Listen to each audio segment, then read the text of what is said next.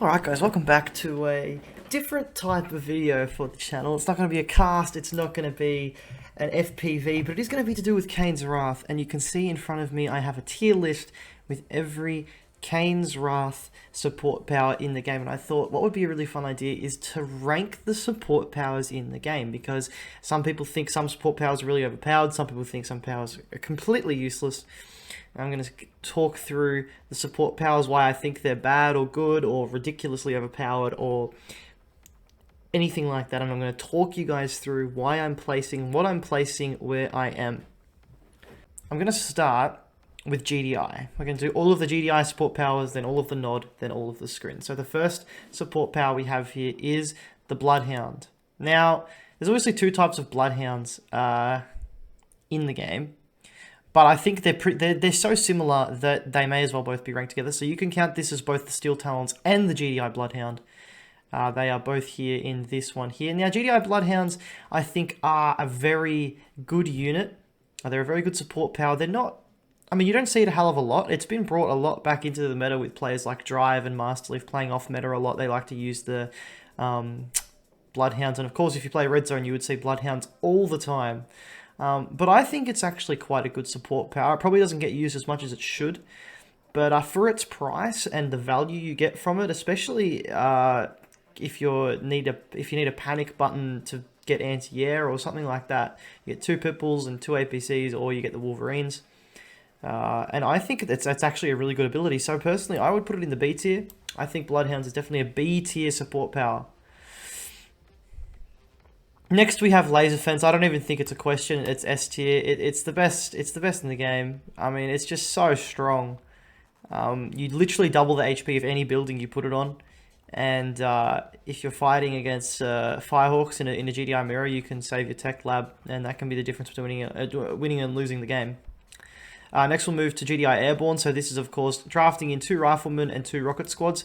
You'll actually see that this is used pretty much every time a GDI player goes into infantry spam.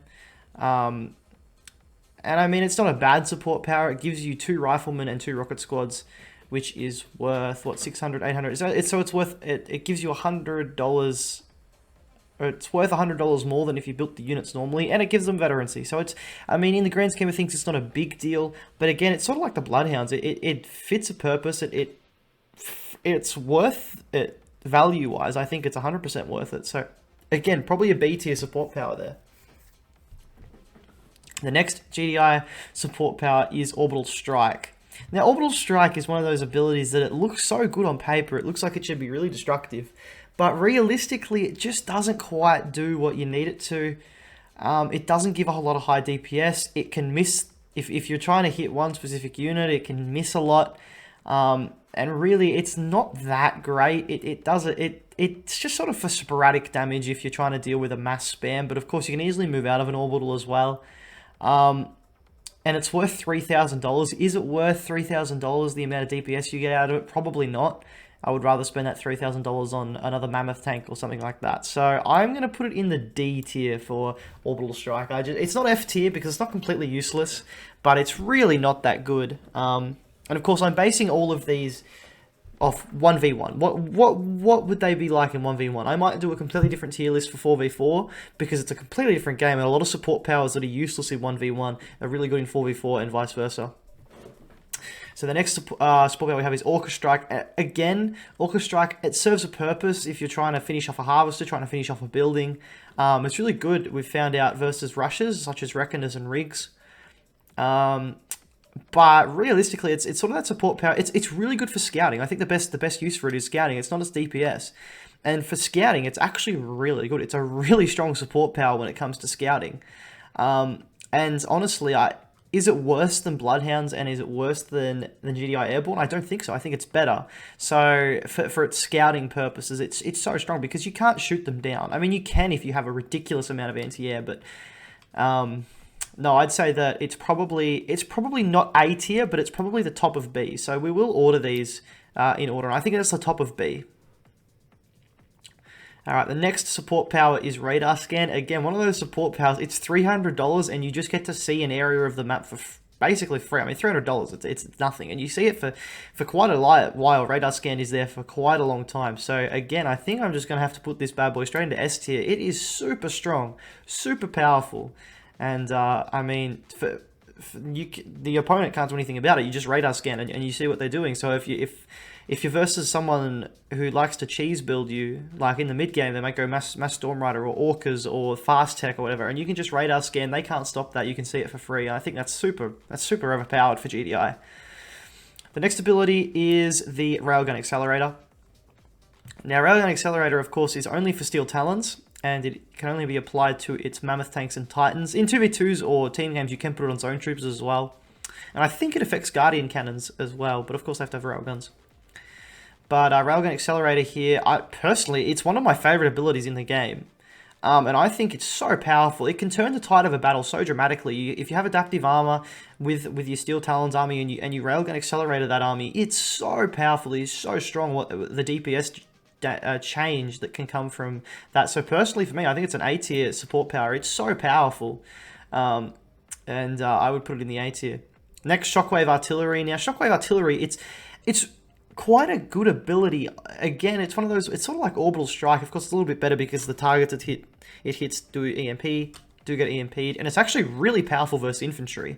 And it's cheaper. So it's sort of like an Orbital Strike, but it does everything better, and it's cheaper.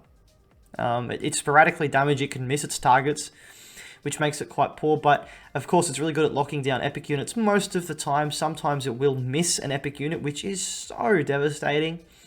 But it's hard. Would I put it in the same tier as Bloodhounds and GDI Airborne? I think you have to.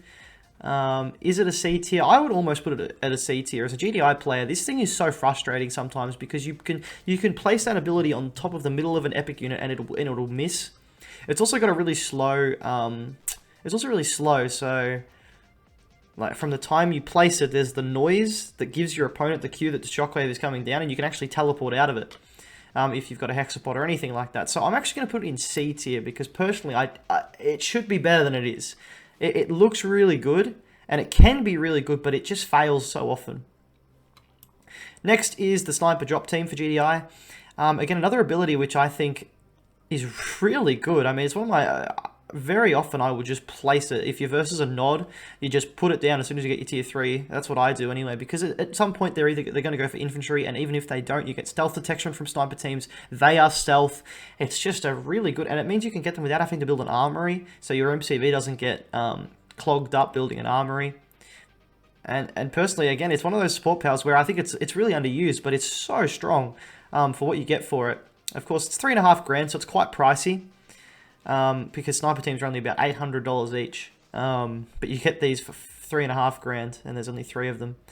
Or a sniper team's $1,200. No, maybe they're $1,000. I don't know. How much are sniper teams these days? I don't know. Anyway, I'm gonna put it in A tier. I think it's an A tier support power. Supersonic. It's one of those support powers which is really gimmicky. It's either gonna win you the game or it's never gonna get used. I mean, if you're fighting a GDI, if you're in a GDI mirror and the opponent looks away from their hammerheads, say they have 20 hammerheads, they look away from them for 2.5 seconds, and you manage to supersonic them right at that time, you instantly win the game.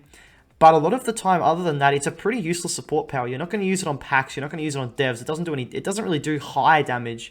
It's just that it gets such a big radius that it can annihilate a big amount, like Venoms as well. It's really good versus Venoms. Is it as bad as Orbital? Definitely not. Is it as good as Shockwave? Probably not. So I'm going to sit it right here at below the Shockwave in C tier. Now we've got Zone Trooper Drop Pod and Zone Raider Drop Pod, and they're pretty much the same. Of course, you've got Zone Trooper. So I've got the Zone Trooper here has has this, and then the Zone Raider has the R on it. I think you guys can see that. Yeah, you can. So Zone Trooper right here. I think they're both B tier. Honestly, I think they're both very comfortably in B tier. They have their purposes. You can fill a Marv with them, you can fill Hammerheads with them, or you can use them to harass your opponent, or if you're in the middle of a fight, you can just drop them down, and they provide a bucket load of DPS instantly on the front line. Of course, they're $4.5 grand, really pricey, but for what you get from them, I think it's 100% worth it. We'll now move to Nod Vanilla. Now, Nod Vanilla are an interesting one, because they are probably, you know, everyone really does say that they rely on their support power. So we'll see where they end up here. Catalyst Missile. Now, Catalyst Missile before R11 was S tier. It insta-killed harvesters. It kills a refinery. But obviously, since the change where it doesn't one-shot harvesters anymore, Catalyst, it took a massive hit. Because that was a big thing, is you could click a refinery and get 3 harvesters with it. Now you click a refinery and you put 3 harvesters into heavy damage mode. Very good when combined with stealth tanks, but of course it requires that extra little bit of micro, extra little bit of time. So is it as good as it used to be? Probably not. So it's probably not an S tier anymore. Is it a B tier? Is it on the same par as Shockwave or as Orca Strike and things like that? Definitely not. It's above that, and it's probably better than both Railgun Accelerator and the Sniper drop pod still. Just because you can still click 2 refs. If your opponent makes a mistake and places their refineries too close together, you can get 2 refineries still. And that's completely crippling for your opponent. So yeah, I'm going to put the Catalyst Missile still in A. Cloaking Field, very strong support power. It does give you, the ability to cloak your units. That's pretty self-explanatory, but the other factor of the Cloaking Field is it is really powerful at dealing with large clumps of infantry. Now, a lot of you have probably dealt with this if you've played Kane's Wrath online, and it's the most rage-inducing moment when you're playing as Scrin maybe, and you have a bunch of Disintegrators, or you have big infantry ball as Blackhand, or anything like that, and a Nod player just whacks down Cloaking Field and it all disappears. And it's super powerful. It's super broken, to be honest, that ability to do that. So you always have to be careful when you go to man spam versus a Nod, that you keep your infantry scattered. So for that reason, plus the ability to cloak your Redeemer, it has to be A tier, and it's definitely got these 2 covered. The Fake Temple. Now, personally, I think this is one of the worst support powers in the game, because I feel like EA's initial intention is that you could place it down and it would act as a decoy. The opponent would think, oh my god, he has a nuke. But of course, you never can place the Temple of Nod in a specific way. It always places in some weird thing that it's fake. The opponent will know it's fake. And some players try to use it to building block. It has basically no HP, so it's really not that good at that either. And personally, for me, I would say it's not C tier, it's not even D tier. For me, this is an F tier support power. I think it is completely useless. It just doesn't do... yeah, you can block with it, but personally, wouldn't be worth my time worrying about that. It just seems a bit weak. You can building block with it, but is it really going to save? Like, if your Redeemer's on low HP, is it really going to save it? Probably not. It just doesn't have enough health to do that. Next is Decoy Army. Decoy Army, it's a pretty nice support power. You can really good when used with Bike Buggy. It gets you can force fire the ground, clump up your Bike Buggy, and you can get like 15 or 20 decoy units, which is a big deal. Like, that's 15 or 20 shots that aren't hitting your actual units. And then, of course, the most funny way to use Decoy Army is to decoy your Redeemer and try and get the stasis wasted on a decoy Redeemer. And I know that that's happened to me a few times, and there's nothing more demoralizing. You think, oh look, this Redeemer, it's all on its own. I'm gonna stasis it, run up and emp it, and it's a decoy. So Decoy Army is probably not C tier. It doesn't have a lot of uses, and it's not really super powerful, but for the reasons that it really can buff Bike Buggy up, make it a lot tankier. Same with Scorpion Tank spam, things like that. I'm going to sit it nicely into probably right... we'll sort out the B tier later, okay? We'll do that later. Laser Fence, again, just S tier. They're just so powerful, the Laser Fences, and it's hard to say that they're not S tier because they literally double the HP of every building that they put on. That's just ridiculous. That's enough said. Magnetic Mines. Now, Magnetic Mines are an interesting one because are they better than a Nod Minefield? Maybe. It depends what you're using them on. They're a lot better versus if you know that your opponent is going to be able to heal their units. But most of the time, it's not that great. The Magnetic Mines are really good versus Epic units. They rip Epic units apart if they stay on there for too long. Especially if you emp it. I don't know if it's a bug or it's something, but I know if you emp a unit while it's on Magnetic Mines, the health of it just drops ridiculously, and I'm not sure why that happens, but it'll kill a mob in 3 or 4 seconds. But I think that's more of an exploit, so I'm not going to include that in my ranking of magnetic mines. And realistically, it's not that great because it doesn't insta-kill the units. It does damage over time, and as they drive over the mines, they do take extra damage. And when they get off the minefield, of course, they still do tick down slowly. But it's really not that strong, and I'd probably sit it right here in the C tier. Mine drop on its own, though, the Nod mine drop, I think, is definitely a B tier. It's just the ability that you can drop a minefield. If you drop down your air tower, drop down a minefield straight away, instantly becomes a massive threat to the opponent's army, and instantly can turn the tide of a fight. If you're fighting a tier 2 army, or you're fighting predator tanks or pit bulls or whatever, you drop a minefield on top of their army and they can't move, which means if they were retreating, it's really powerful. Radar jamming missile, I mean, we don't even really need to talk about this. This is an F tier. It's literally, I mean, the only time I really can think of it being useful is if you're trying to sneak flame tanks into someone's base, but at the higher level, they're flicking around their base enough, or they're looking around the map, or they hear enemy unit detected or whatever, and they don't need their radar as such. And a lot of players don't even use the radar because it doesn't give enough information as it is. So definitely an F tier support power right there. Next is Redemption. Again, one of those support powers which I think is super underused and underrated. It's seriously powerful. If you have a mass infantry spam and the anti-infantry you're fighting is on the ground and able to be emped, Redemption is one of the most ridiculously strong support powers, especially if the opponent can't retreat from the fight. If it's going to be the fight that decides the game or anything like that, having that ability to just spawn awakened from your infantry, I mean, that's just such a powerful ability to have. And I think it's probably an A tier, honestly. I think it's an A tier because it's just so powerful that you can turn your infantry into more infantry that can emp the opponent's units. I think that's just so very strong.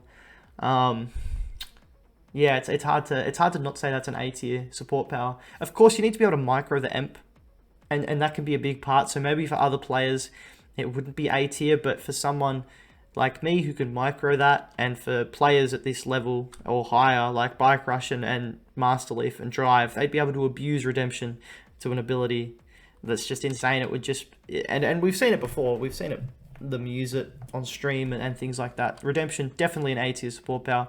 Shadow teams, I mean, you don't really see this support power used unless it's early game. It's not really that great. Shadow teams are a bit of an iffy unit. They do really good sniper damage, obviously, but they die so quickly and they have such short range that you don't really use the shadow teams for anything. And usually if you're going for a shrine as Nod, you're getting the infantry upgrade, you don't even really think about getting shadow teams. They can be annoying, and they can be really good at sniping like orcas on the deck, because of course it only takes these two to bomb an airfield, and you can get an entire deck of hawks or firehawks or whatever. But definitely a D tier for me. It's not an F tier because it's actually it can be very useful, especially in the early game, but definitely not that great. Tip Vane. Now, Tip Vane is one of those ones which a lot of people would say is probably an S tier. Personally, not for me. It's not an S tier because I think that the players that do complain about it don't realize how easy it is to avoid Tip Vane. You can just not go on the tip field, and Tiberium Vane can suddenly become a very worthless support power if the Nod player wants to use it on an army. If you never go on a tip field, it's never an issue. On some maps, it's really hard to avoid, of course, but on most maps, there's plenty of empty space where there's no Tiberium fields, and it's not that big of an issue. So I'm going to place Tip Vane. It's probably a B tier, yeah. It's definitely the best B tier, but I don't think it's A tier. It used to be, 100% it used to be before the nerf I think it was R11 was when all the 1 clicks got nerfed. So probably a solid B tier for the Tiberium Vane detonation. And again, yeah, well, I will come back to this later and adjust it, but we'll see. I think B tier for now is where I would leave it. C Tiberium. I mean, any support power that gives you Tiberium is instantly an A tier. I mean, Seed Tiberium, the only reason I'm putting it in A is you do need to get all the way up to your tip chemical plant to be able to use this ability. Otherwise, it would probably be S tier. But yeah, so you do need to get all the way to tier 4 to use it, which is quite painful. But yeah, I mean, it gives you free Tiberium. It gives way more than the $500 it costs to use it. I'm not sure what the exact figures are. I know it sometimes drops more crystals than other times, so it can be a bit varied. But yeah, Tiberium Seed, definitely an A tier, no question there. Now, Tiberium Vapor Bomb. Another one of those ones which is, it's a bit iffy because that plane that it comes in is very weak and can get shot down quite easily. It's sort of the same problem the mines have as well. But, you know, you don't usually drop the mines on a place where there's anti-air. Now, the Tiberium Vapor Bomb, really good versus infantry, can wipe out an entire army of infantry. But other than that, it really doesn't see much use. It can clean up buildings as well, like power plants. It one-shots power plants, it one-shots airfields, so things like that. It's really good versus, but it's really not super strong in my opinion, especially because the plane is so easy to shoot down. I think it's definitely... No, I'm gonna keep it in the B tier. It's not a C tier. It's not in the same as these guys, but I'm really filling up the B tier, so that's a bit unfortunate. Signature Power Scan. Yeah. All right. Next one. Ichor Seed. A tier. Oh, S tier. Sorry, S tier. I mean tier 2. A tier 2 support power that gives you more Tiberium is just ridiculous. Has to be an S tier support power. It's just so strong. And yeah, I mean, how can you say that it's not? It really does do a lot. Gives you a lot of tib. For only $1,000, it gives you way more than that. It's tier 2, so you have access to it as the screen player really early in the game, and the cooldown on it isn't that long either. So yeah, it's Tiberium, definitely S tier, our 4th S tier. Infestation Hive, it's really hard to put this anywhere but F tier. It doesn't do anything, no one uses it. You can't even sell it off, so if you use it on your own tib field to defend against an attack, you can't even get rid of it. You have to force fire it down. Although I think they did fix that. They may have fixed that in R18. I'm not too sure. But F tier, 100%. It's just no good. Lightning Spike. Again, one of those support powers, it really only gets used early game in a Seeker push. And maybe in a panic defense. Late game, you rarely see a Lightning Spike drop down. It's just not... I mean, in late game, it doesn't have the DPS or the armor to really do anything. It's very much an early to mid game support power, and for that it's very strong. It's probably an A tier when it comes to the early game, maybe a B tier, but it's really strong. But then in the late game, it's so worthless, it's so useless, and all of the support powers above this are good in the late game as well. And I think that's why the Lightning Spike is going to have to sit in C tier. Even these abilities late game can be really useful. This can be really good to harass. These can be really good to harass. So I think it's pretty safe to say that Lightning Spike is a C tier support power. If it was just for early game, A tier, maybe even S, but it's useless late game, so has to be C tier. The Mothership, now of course, remember, I am doing this based on 1v1s. If it was 4v4, it would probably be an A tier. But because I'm basing this off 1v1s, I am going to have to slot the Mothership into a D tier. Now, it's not completely useless because you can, we've seen Motherships happen in pro games, in 1v1s, but it's just so hard to pull off in pro games. And in 1v1 in general, because often it's really difficult to get into a base, capture a building, or get into a base and place a signal transmitter, get the Mothership off, all of that, without actually just losing your own base. It's a lot of money to invest.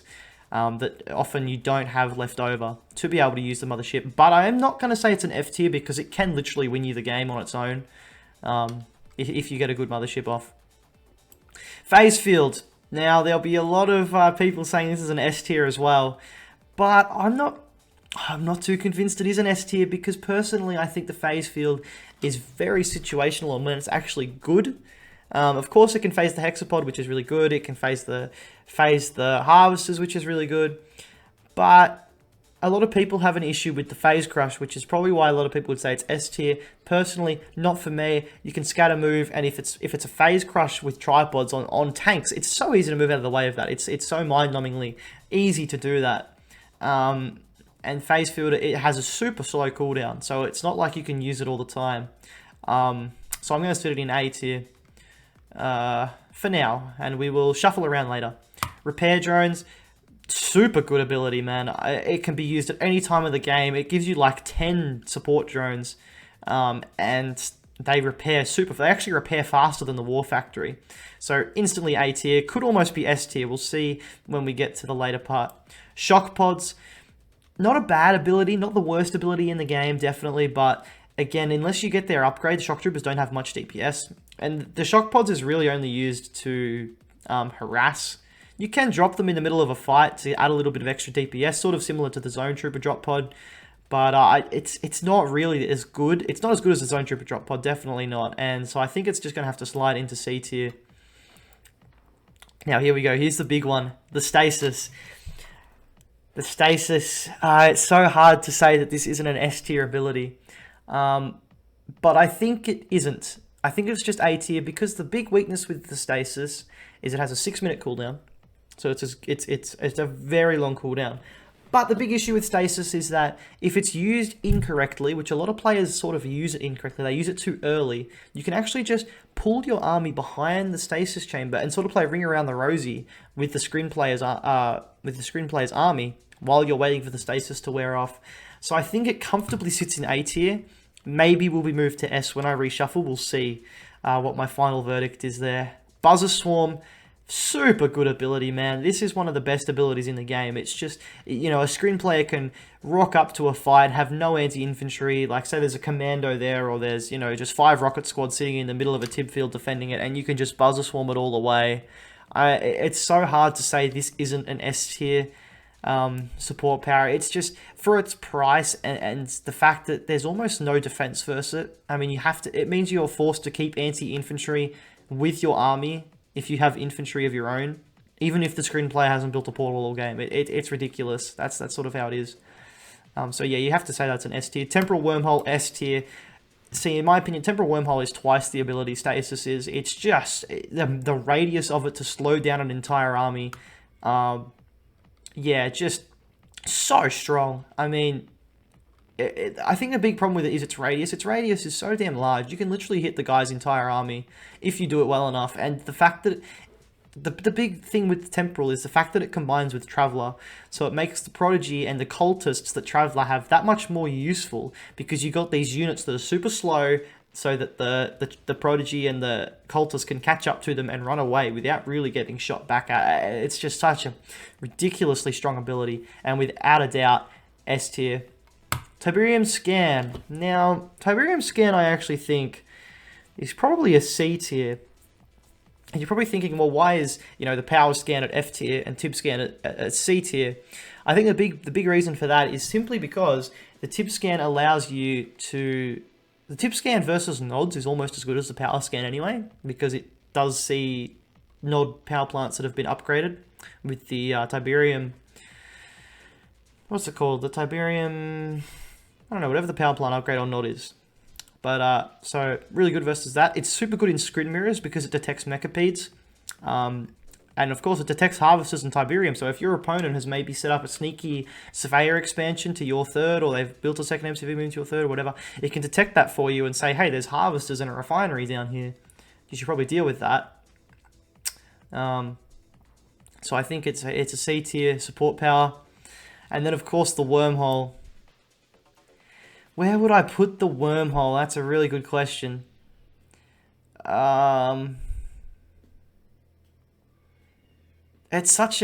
got to be A, doesn't it? It's got to be A.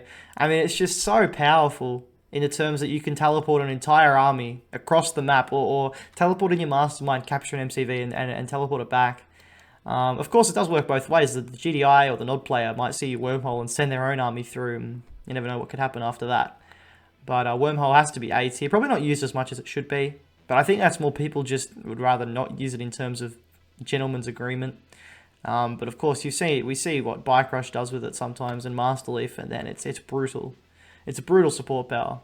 Anyway, I'm going to do some shuffling now, and I'm going to put them in order in their rankings. So, like, I'll have the best A tier support power up here and the worst A tier down here, and we'll go from there and see where it all ends up.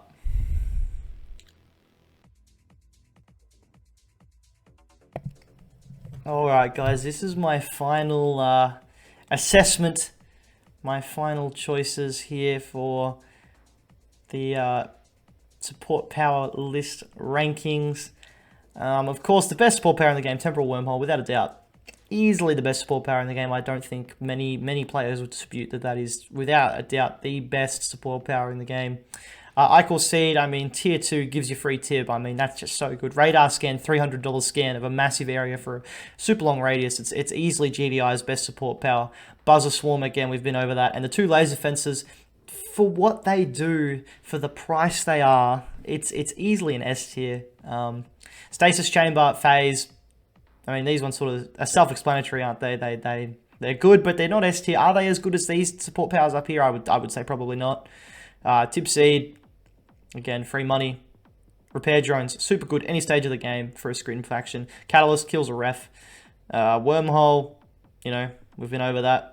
Redemption, super good if you can micro it well. Has to be A tier. Cloaking Field, and then Railgun Accelerator and Sniper Drop Pod to round it out.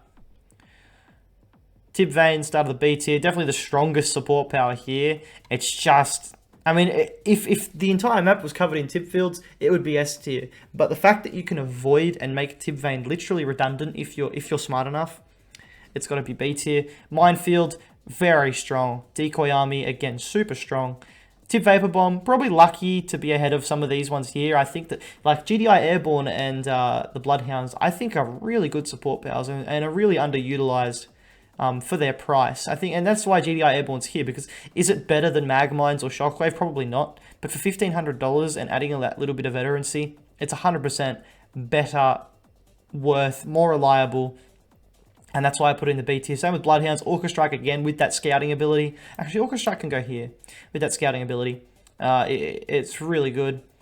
And then the 2 drop pods, of course, both there. Shockwave Artillery, the best C tier. Again, probably stiff not to be in the B tier, but it's so unreliable that it has to be, it can't be a B tier. A B tier support power has to be reliable, which all of these are, except maybe Tib Vane, but it's so powerful it makes up for it. Lightning Spike, C tier again, really good in the early game, but other than that, it really drops away fast. Magmines, again, so situational whether they're good or not. Tib Scan, powerful, but, you know, doesn't really do much other than show you a bit of things around the map. And if you're not versus another screen faction, it's actually not that great.